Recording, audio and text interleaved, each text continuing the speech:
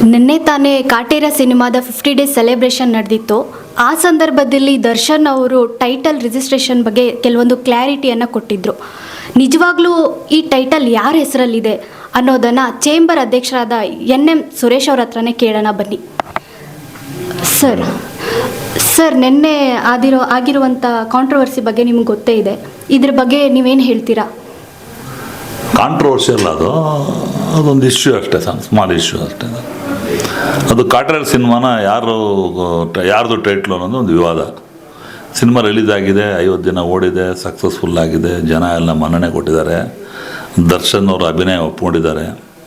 In between this controversy why it has created ಅನ್ನೋದು ನನಗೆ ಗೊತ್ತಿಲ್ಲ.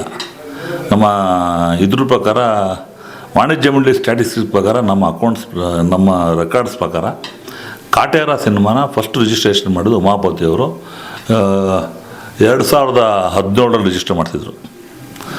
2017 ರಿಜಿಸ್ಟರ್ ಮಾಡಿದಾಗ ಅದಾದಮೇಲೆ 1 ವರ್ಷ ಆದಮೇಲೆ 2018 ಅದೇ ಸೇಮ್ ಕಾಟೇರ ಸಿನಿಮಾ ಟೈಟಲ್ನ MG ರಾಮಮೂರ್ತಿಯವ್ರ ಬ್ಯಾನರ್ ಟ್ರಾನ್ಸ್ಫರ್ ಮಾಡಿದರು. ಅಂದರೆ that ownership has been transfer to Umapathi to MG Ramamurthy. ಯಾವಾಗ 2018 15/12/2018 ಆ ಟೈಟ್ಲು ಉಮಾಪತಿಯವರಿಂದ MG ರಾಮಮೂರ್ತಿ ಟ್ರಾನ್ಸ್ಫರ್ ಆಯಿತು. ಅಲ್ಲಿಗೆ ಅದು ದಟ್ ಟೆನ್ಸ್ ದಿ ಮ್ಯಾಟರ್. ಆ ಟೈಟ್ಲಿಗೆ ಅವ್ರಿಗೆ ಸಂಬಂಧನೇ ಇಲ್ಲ ಉಮಾಪತಿ ಅವರಿಗೆ. But is also good producer, ಅದ್ರ ಡೌಟ್ ಇಲ್ಲ. ಒಂದು ಸಲ ಓನರ್ಶಿಪ್ ಕೊಟ್ಟಮೇಲೆ automatically he becomes the owner. MG Ramamurthy ಅದಾದ 5 ವರ್ಷ ಆದಮೇಲೆ 2023 ಏಪ್ರಿಲಲ್ಲಿ ಎಗೈನ್ ಸೇಮ್ ಟೈಟಲ್ನ ಅವರು ರಾಕ್ಲೈನ್ ಬ್ಯಾನರ್ ಶಿಫ್ಟ್ ಮಾಡ್ತಾರೆ. ಅಲ್ಲಿ ಯಾರು ಓನರ್ ಆಗ್ತಾರೆ ತಾವು ಹೇಳಿ?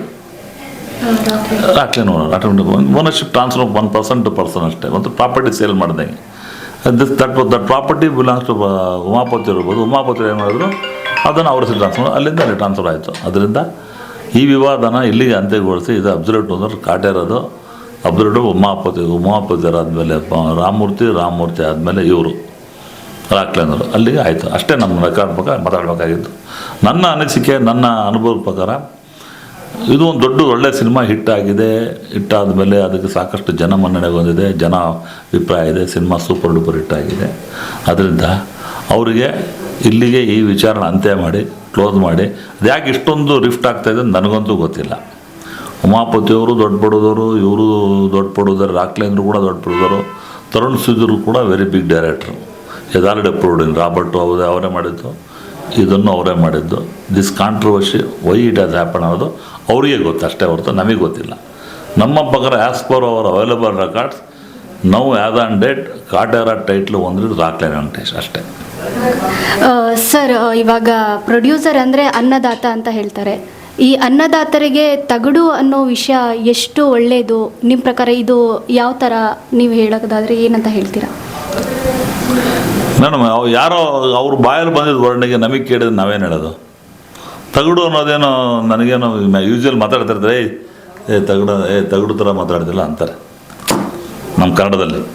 ನಾವಂತೂ ಮಾತಾಡಲ್ಲ. ದಟ್ ಈಸ್ ಕಾಮನ್ ಭಾಷೆ ಇನ್ ಅವೈಲಬಲ್ ಇನ್ ಕನ್ನಡ ಲ್ಯಾಂಗ್ವೇಜ್. ಅದು ಯಾವುದೋ ಒಂದು ಫ್ಲಿಕ್ ದ ಮೂಮೆಂಟ್ ಅಂದಿರು. ಅವ್ರು ದೊಡ್ಡವರು, ಅದು ಮಾತಾಡಬೇಕು ಬಿಡುವುದು ಅವ್ರ ವಿವೇಚನೆ ಬಿಟ್ಟಿದ್ದು. ನಾನು ಹೇಳೋಕ್ಕೆ ತಯಾರಿಲ್ಲ. ಅದೇನು ಕೆಟ್ಟ ಮೀನಿಂಗ್ ಏನಿಲ್ಲ. But as told like this, ಹೇಳಿದ್ದು ಸತ್ಯ. ಅದ್ರ ಬಗ್ಗೆ ನನ್ನ ಅಭಿಪ್ರಾಯ ಏನು ಕೇಳಿಬಿಡಿ, ನಂದೇನು no comments about this. Sir, ನೀವು ಇಂಡಸ್ಟ್ರಿನಲ್ಲಿ ಇಷ್ಟೊಂದು ವರ್ಷ ಇದ್ದೀರಾ, ಹಿಂದೆ ಯಾವತ್ತಾದರೂ ಈ ಥರ ಕಾಂಟ್ರವರ್ಸಿಗಳೇನಾದರೂ ಆಗಿತ್ತಾ? ನನ್ನ ಪ್ರಕಾರ ಪಿಕ್ಚರ್ ಸಕ್ಸಸ್ ಆಗಿದ್ದಕ್ಕೆ ಇದೆಲ್ಲ ಬಂದಿದೆ. ಸಕ್ಸಸ್ ಆಗದಿದ್ರೆ ಯಾರು ಮಾತಾಡ್ತಿರಲ್ಲ ಅನ್ಸುತ್ತೆ ನನಗೆ, ಅಲ್ವಾ? ಒಂದು ಮೂವಿ ಸಕ್ಸಸ್ ಆದಮೇಲೆ ಇವತ್ತಿನ ದಿನಗಳಲ್ಲಿ ಒಂದು ಮೂವಿ 50 ದಿನ ಓಡಬೇಕು ಅಂದರೆ ಈ ಆಲ್ರೆಡಿ OTT ಯಲ್ಲೂ ರಿಲೀಸ್ ಆಗಿಬಿಟ್ಟಿದೆ ಅದು ಕಾಟೇರ. ಇಷ್ಟಾದಮೇಲೆ ಇದು ಮಾತಾಡೋದ್ರಿಂದ ಏನು ಯಾರಿಗೆ ಅನುಕೂಲ ನನಗೆ ಗೊತ್ತಿಲ್ಲ. Ultimate beneficiary who I don't know. Why this quarrel has happened I don't know.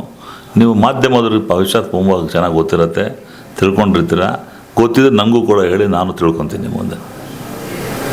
Sir, ಅದೇ ಈ ಕೊನೆಯದಾಗಿ ನೀವು ಈ ಟೈಟಲ್ ರಿಜಿಸ್ಟ್ರೇಷನ್ ಬಗ್ಗೆ ಇದು ಕೊನೆಯದಾಗಿ ನೀವೇನೋ ಇದನ್ನು ಇಲ್ಲಿಗೆ ಮುಗಿಸಿ ಅಂತ ಈ ಥರ ಏನಂತ ಹೇಳಕ್ಕೆ ಇಷ್ಟಪಡ್ತೀರಾ? ನೋಡಿ, ಈಗ ಟೈಟ್ಲ್ ವಿಚಾರ ಬಂದಾಗ ಅಬ್ಸಲ್ಯೂಟ್ ರಾಕ್ಲೈನ್ ವೆಂಕಟೇಶ್ ಅವರು ಇನ್ನು ಬಿಟ್ಟು ಅವ್ರ ಮಧ್ಯೆ ಏನೇನು ವಾದ ವಿವಾದಗಳಾಗಿದೆ ಅವರು ವಿವೇಚನೆ ಬಿಟ್ಟಿತ್ತು. ಬಟ್ ವಾಣಿಜ್ಯ ಮಂಡಳಿ ತಂದು ಮಧ್ಯೆ ಬಂದು ಮಾತಾಡೋದ್ರೆ ಮಾತಾಡೋಕೆ ರೆಡಿ ಇದೆ. ಬಟ್ ಆದರೆ ಇದು ವಾಣಿಜ್ಯ ಮಂಡಳಿ ಮ್ಯಾಟ್ರಲ್ಲ, ನಮ್ಮದು ಟೈಟ್ಲ್ ವಿಚಾರ ಸಂಬಂಧಪಟ್ಟಂಗೆ ಕ್ಲಾರಿಟಿ ಕೊಟ್ಬಿಟ್ಟಿದ್ದೀನಿ ನಾನು ನಮ್ಮ ಕಡೆಯಿಂದ.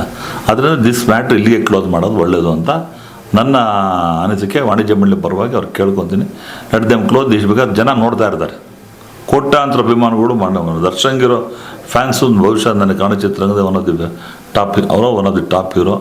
ಅವ್ರಿಗೆ ಯಾವ್ದು ಬೆಲೆ ಇದೆ, ಅವ್ರದ್ದು ಯಾರು ವರ್ಚಸ್ ಇದೆ.